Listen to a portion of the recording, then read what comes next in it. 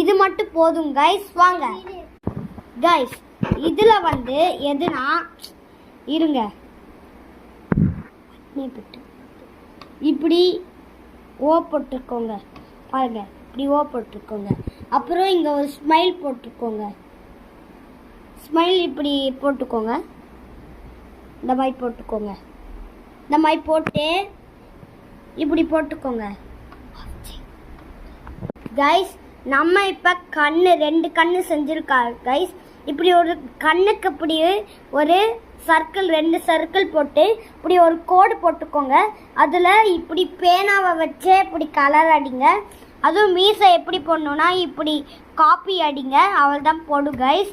இப்போ நம்ம ஹேர் தான் செய்ய போகிறோம். அதுவும் என்ன ஹேர்னா பரட்டை ஹேர் கைஸ்.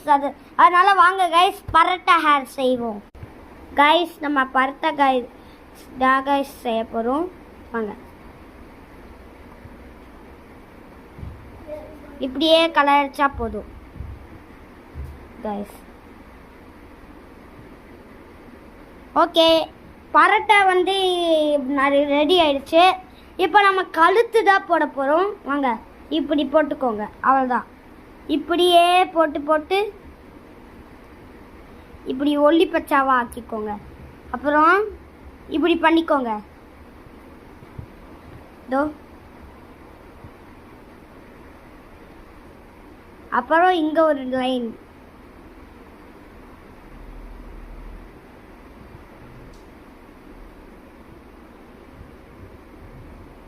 அடுத்து வந்து கை மாதிரி இப்படி போட்டுக்கோங்க.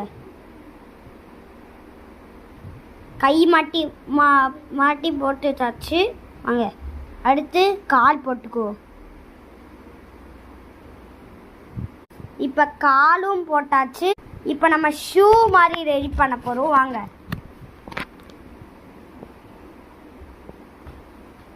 இப்படி போட்டுக்கோங்க. ஒரு ஷூ மாதிரி போட்டுக்கோங்க அப்படி. இப்போ முருட்டு மீசை செஞ்சுட்டாச்சு. முருட்டு மீசை இங்கே தான் இருக்குது, ஏன்னா அவனுக்கு மறந்துடுச்சு. அதில் இப்படி போட்டுக்கோ.